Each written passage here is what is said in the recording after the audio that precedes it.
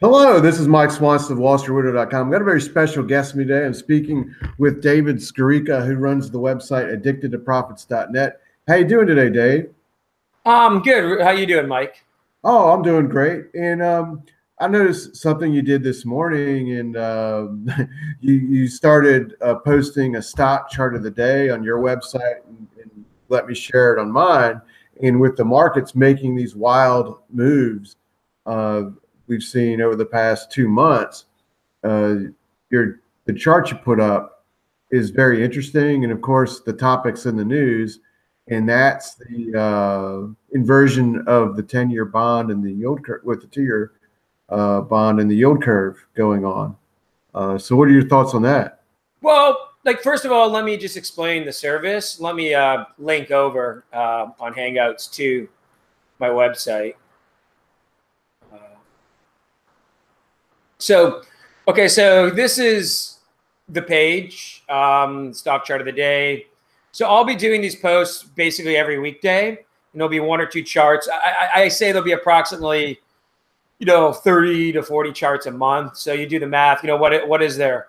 22 trading days in a month or something. So say so again, one or two charts every day. And I also did some charts recently on the crypto bubble and etc. But we focused on the yield curve in the last one, and I'm just trying to show you that if we go look at the yield curve right now. So anyhow, actually, sorry, just to finish off the service. Initially, I was going to make this kind of like the lowest end of my pay services. I have a premium or silver service, which I charge $70 a month, and I have a platinum service, which is really like almost like daily updates, where we charge $200 a month or $1,500 a year.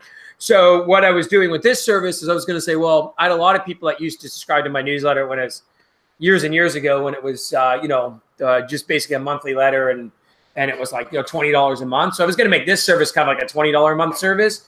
Then I said, you know what I'm going to do is give these charts away for free.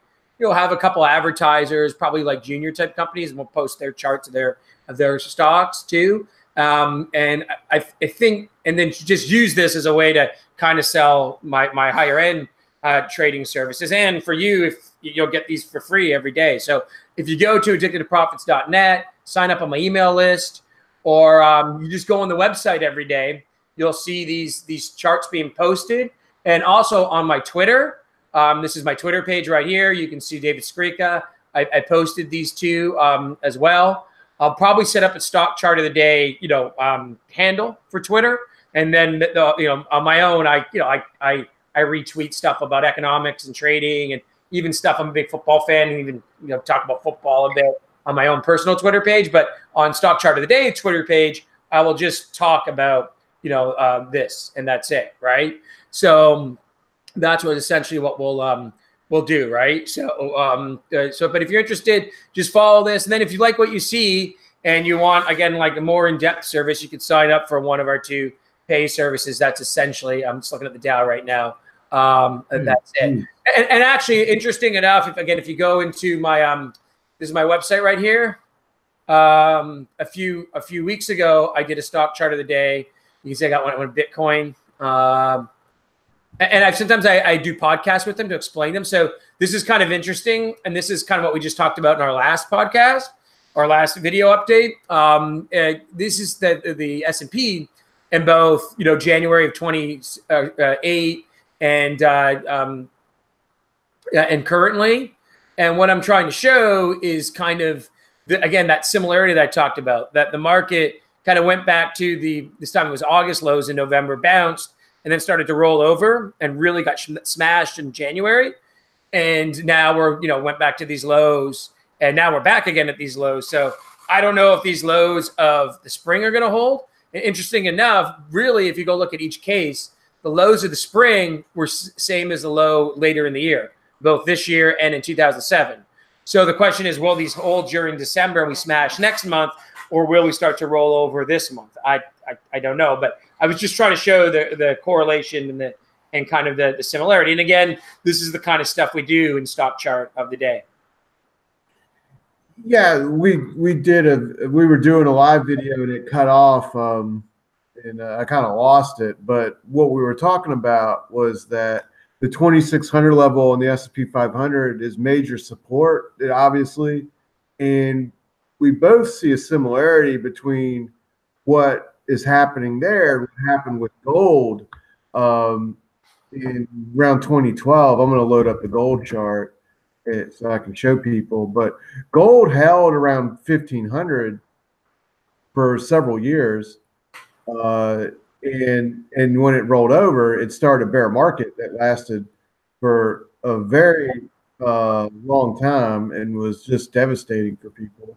And we have, we're tied in with gold stuff a lot, but a lot of stock market people were oblivious to what happened if gold, didn't care. But they can see this chart of gold around 1,550, and it was that major support for 2 years. Then when it broke it, it just crumbled and went into a major bear market that really the bottom came in 2016. Now, I'm a little hopeful that the stock market can hold this 2,600, or if we do go through it this month, that we can bounce back up one more time, hopefully.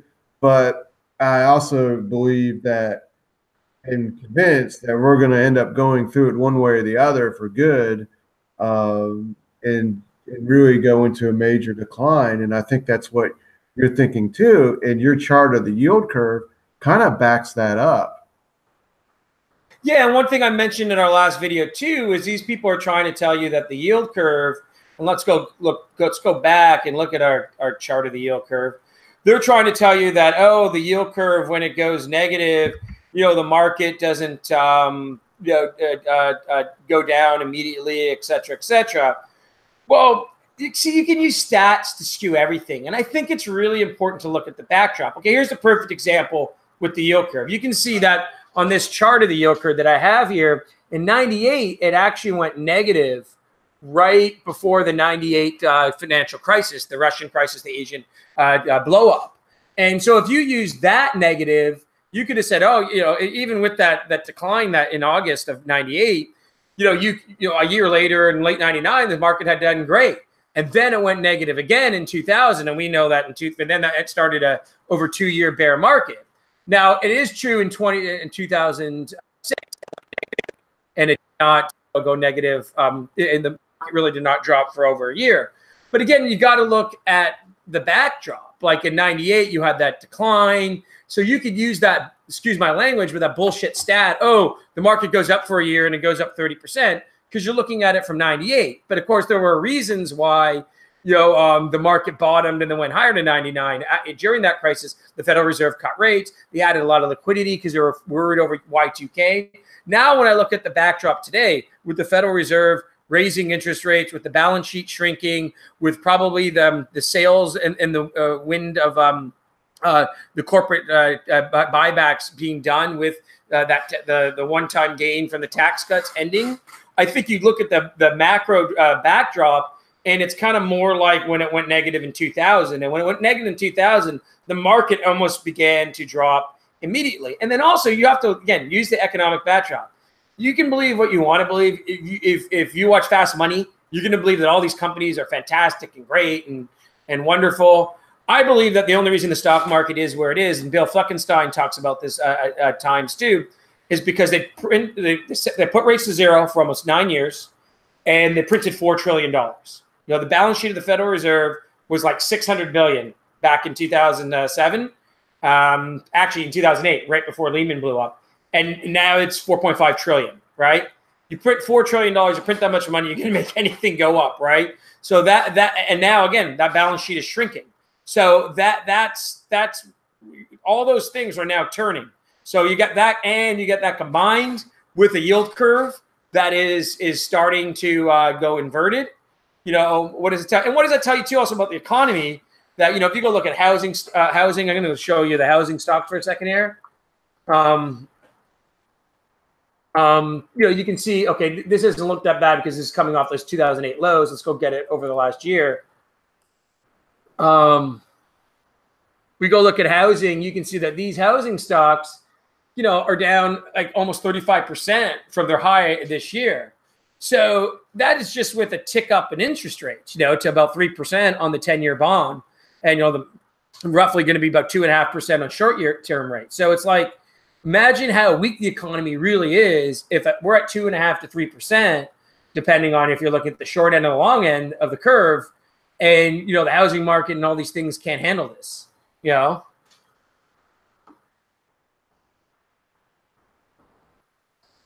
All this is contributing to high stock market volatility. We're seeing these swings up and down. I mean, today, I will show you something really quick. What stocks are doing today. This is the S&P 500 right here with my TC 2000, and this is what the stocks are doing. I mean, one's down 12%, 8%, 6%. Boeing is down almost 7% today. Oracle 5%, Rockwell Automation 5%, and on and on and on. I mean, this is deep red. Newfield Exploration down 4%, Anthem down 5%. I mean, these stocks are just really, really falling. Now we go look at the gainers, and I'm going to rank by the top gainers. Let's just see what's up today. One stock's up 7%. Take-Two's up 1.5%. Activision's up 1.29%. There's actually some buying going on, and it's one of these crazy tech stocks too. There's a little bit of buying, trying to buy today in some stocks like Activision and stuff, but there's deep selling going on. But the point I want to make out of this is these are big moves happening, 7%, 6%. I mean, 3% for the entire, over 3%. I think it was 3.5% Tuesday for the stock market.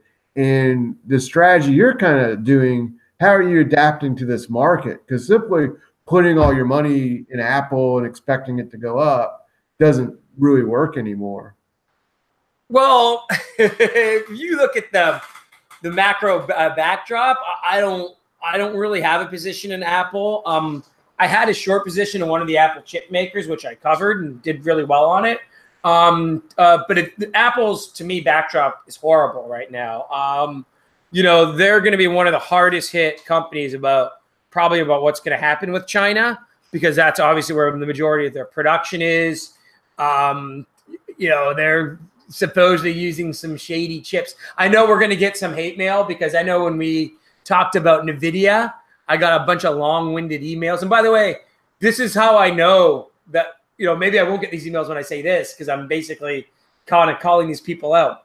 When I know that the market is starting to turn or top, and this happened in 2015, right during when we were getting this correction, is when the market's going straight up and nothing's happening, I don't hear anything, right? The bulls are really complacent. But when people start losing money and they start getting nervous, I start getting these long-winded emails about how I'm wrong, I don't know anything, I'm wrong on my stats or my facts or whatever, right? And it's obvious, like, someone who write me an email like that's because they're long stock. Like, it doesn't take a genius to figure any of that out. So anyway, I think Apple's going to have really problems. I think they've also started to outprice, their consumer, all this sort of thing. So just hoping that stock is going to come back. And it should be noticed, one of the stocks you were talking about, Activision, because that's a stock I've shorted in the past. That stock is just bouncing off.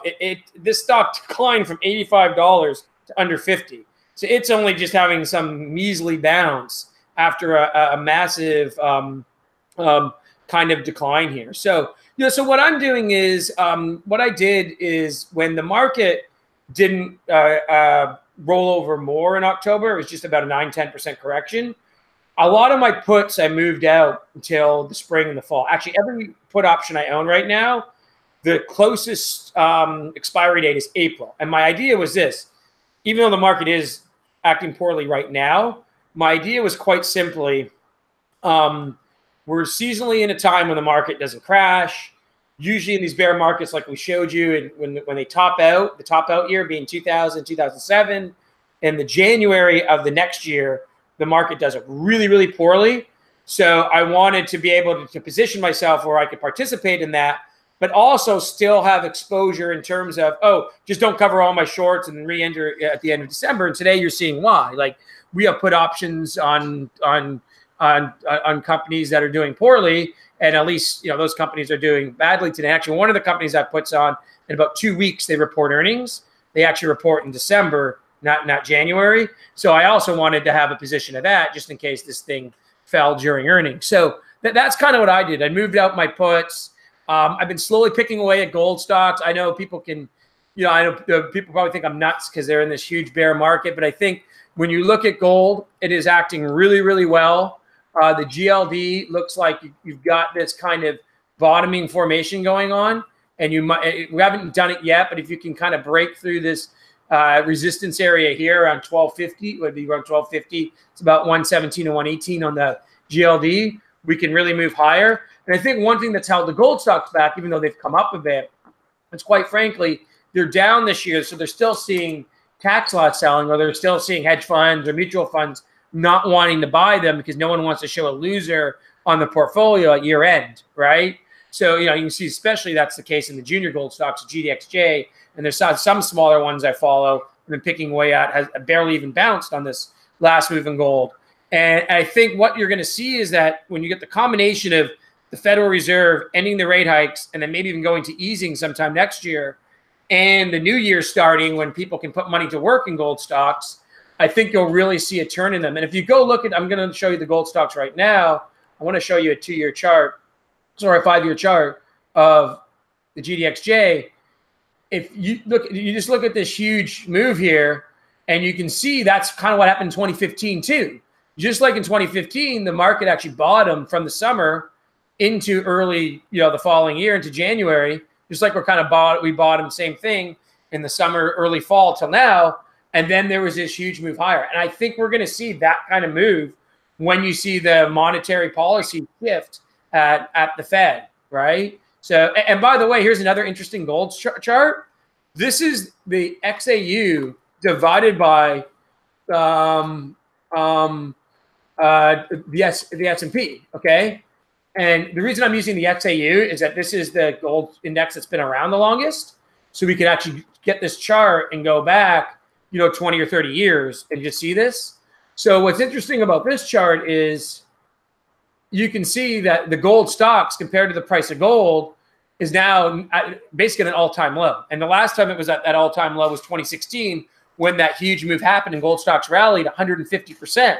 And you can also see, this will probably be my stock chart of the day for tomorrow, or actually for today. The one I showed you on the yield curve was yesterday. So this is, you just gave me an idea. This is going to be my stock chart of the day for today, right? So anyhow, so anyone watching this is getting a preview. So that action right there, the XAU divided by SPX, when that goes up, it means that gold stocks are outperforming the stock market. So that's where you want to be invested. Is there a connection between that chart and the yield curve chart, a correlation between the two? Well, it's hard to know because, in 2007, that wasn't the case. But the problem with 2007 is if you, in 2007, everything rallied together from 2002, 2003. So it didn't really work then. But what's interesting is the setup that we have right now is more similar to 2000 in that you have this big bubble going on in the technology stocks and the stock market as a whole, and the gold stocks have basically gone the opposite of the stock market, just like they did in the late 90s. So there can be a correlation where maybe gold is bottoming while you're seeing this inversion in the yield curve. Because when you think about that inversion in the yield curve, why is that happening? It's happening because short-term rates are going higher. So gold would probably a lot of times lag while the Federal Reserve is raising interest rates because, people are starting to get some return on interest-bearing, government instruments and may not go into gold. But as soon as they cut, you're going to see a big shift in that. I think like you saw in 2001 and 2000. And again, it should be noticed, like I just put the XAU below. Again, if you go look at the return here, the XAU rallied from under 50 in 2000 to 200 in 2008. And then the last time it was cheap, again, it was under 50, and it rallied to over about 110, 120. So again, these huge moves when you get this cheap compared to the equities, And actually, if you look at this ratio in 2011, it got to the highest point since about 96, 97. And that's actually when a major bear market started in the gold stocks into 2000. So that was a sign. Look, it's not perfect. The ratio got high in 2010. The gold stocks kept going up for another year. But it basically just tells you, there's a certain point when gold stocks are expensive and they're not really worth owning compared to the stock market. And there's certain points where gold stocks are cheap and they are worth owning. And the good sign is now is that this is a major bottom. We're probably going to see a rally similar to what happened in 2001, which would be like, a 6 to 10 year rally. Yeah, I know, both of us bet against stocks at times, and we currently at this moment have different stocks we're betting against. And I know that's, a lot of people don't like that, or, it's complicated. But the easiest thing I think people can do if they don't want to bet against stocks and they want to actually make money and not lose money in this market over the next couple of years is sell Apple and move that money into mining stocks. And look, it's not even like sell all your Apple, right? It's like this. Okay, let's go look at a chart of Apple here. I do want to show you one stock that's interesting too, because we're talking about betting against stocks. And this stock shouldn't offend anyone because I don't think it's too widely owned. But you go look at Apple here. Let's just say, for argument's sake, in 2014, you owned $10,000 worth of Apple, and you owned $10,000 in, let's just say, gold stocks, just to make it easy, right? Just so it's not one individual stock, right? So that $10,000 in Apple now would be about $25,000. It's gone run up around 150%. Well, the $10,000, and say you own the GDXJ, right? Well, that GDXJ investment would actually still be about $10,000. So you can see it's gone up and down, but really it was about 27 at the beginning of 2014. It's 27 now, right? Well, now Apple is a huge weighting, right? You got $35,000, but 70% of it's in Apple. So why not just go back and make it an equal weighting? Make your Apple not 35,000, make it worth 17, 18, and make the gold stocks worth 17, 18, right? And just rebalance your portfolio. I think really that's what you should do. And by the way, if you did that the whole time, what you would have been doing is like buying the gold stocks again in 2015 when they were low, selling them a bit to rebalance after that huge move, and now you can rebalance again. So I'm not telling you just to dump all your tech stocks and get out. Like, obviously, because of certain measures, I think the stock market is wildly, grossly overvalued. But all you got to do is just simple things like that is rebalance. And when you rebalance like that, what happens is, and if you're doing it in different sectors, that means you're rebalancing into sectors when they're cheap and you're selling out, when they're expensive, right? And when you rebalance like that, say if you do it yearly or quarterly, I don't know, yearly would probably be the easiest for most people. You're not going to get the exact top. You're not going to get the exact bottom, but at least you're going to buy something when it's closer to the lows, and you're going to sell stuff as it goes higher into the highs, and you need sectors that aren't correlated with each other. Rebalancing your Apple into Amazon does you no good because they're both tech stocks. They're both essentially going to move with each other, that's also something you kind of have to look at, Well, we've been talking for quite some time. I just want to wrap up and let you go. But before we do that, can you explain to people what your premium trading service can provide them? Yeah, so I have two trading service. Let's just leave it on the silver premium one for now. I won't talk about the platinum. We can do that another time. So what the silver premium, the silver service has, one second, I'm just going to go to my subscribe page so you can see it. So we have 2 weekly podcasts, a weekly video where I just do a video like this myself and just talk about markets and what's going on. 1 weekly email update. And by the way, these are minimums. So these are absolute minimums. And the markets are more active like they are now. I'll probably do more. Usually we have a special, I stopped writing the newsletter because I just find that I rather be more active in terms of doing these videos, podcasts. So, but I will still do a quarterly report on special opportunities. So, something like I'm going to do a report on the gold stocks. I'm going to do a report on how to short subprime auto. So these reports will come out and we'll do a minimum of once a quarter. Obviously, when the markets aren't active, we'll probably just do the 1 a quarter. We might do 2 or 3 reports if it's more active. We have up to 12 stocks on our watch list. And then we also actually short stocks, and we have up to 6 stocks on that. And then we also have 6 option positions. Now, the Platinum service is much more active. It's almost like trading like a hedge fund, the Platinum service. But this service is really for, I don't think most people trade like a hedge fund. I don't think they're overly active. So what we'll do in this service is, if I got 12 long stocks and I like something better, we'll drop a stock and add the new stock. And you can still own the old stock if you like, but that's what we're doing. And Mike, I just want to show you one thing. So this is an example, because I'm talking about the service, of the type of things that we do in the service. So we talk about the market going down. How do you play this, right?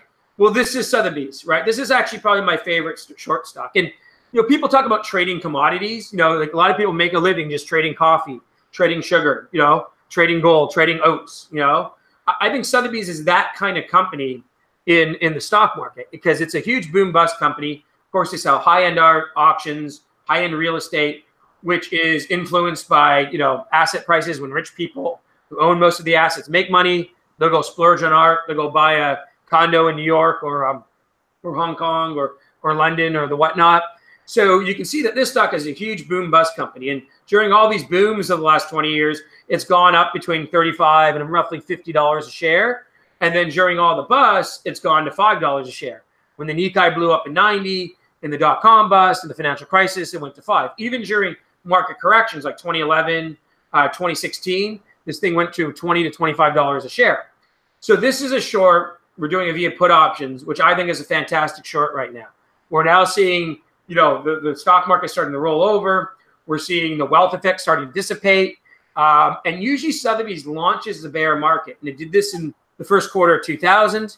It did this in the fourth quarter of 2007 with a huge gap down and a horrible quarter earnings. So I think personally is that next quarter is going to be that quarter, because I think they're going to see real weakness in their auction business, obviously in the real estate business, because of all this volatility and problems we're seeing in the global economy. And also with Sotheby's, China is a huge influence in these high-end markets, because the Chinese economy has basically held up the world. You've got a lot of nouveau rich people there, and also a lot of the Chinese just hide their money in trying to buy art or buy foreign real estate. So now with China slowing down significantly, I think that is going to negatively affect earnings greatly. So we're talking about, this relates to my service, because this is the kind of things we do. We'll buy put options on something like this as a way to play a bust. And for example, we own I'll give this away. We own the April 38s on Sotheby's, and the April 38s are trading at about $2.50 a share. Well, let's say Sotheby's declines to 25 a share in that quarter, has one of those blow up quarters. Well, that means those April 38s will probably be trading 15 a share. So you'll make about 5 times on your money. So that's kind of the thing, the kind of trades that we look at. And if you go on my site too, I've got a macro trade on, just want to show you this, and then I just end it here. On the next big short, and this is shorting the LQD, the corporate bonds. I think that is where the big bubble has been in this cycle. And again, in my newsletter service, we'll show you the puts to buy, how to structure the trade, the expiry price to buy, the date of expiry, et cetera, et cetera. So you can watch that video to get the concept of the trade, but the service will really tell you how to structure the trade, et cetera. Of course, we do that on the long side too. Mike and I are both very active in venture capital. I do deals and everything, but mostly I'm going to stick to gold and precious metals, because I think that's where the next big up wave is coming. And also, obviously, we buy individual gold equities, et cetera. So we show you how to, which stocks we're buying and where we're buying them, et cetera. So. Well, I get your service, and I highly recommend that people listening sign up and get it too, because I find it very valuable, and I believe they will also. Well, thank you for taking the time to talk with me and everyone else out in YouTube world, and we'll talk again later. Yeah, thanks, Mike.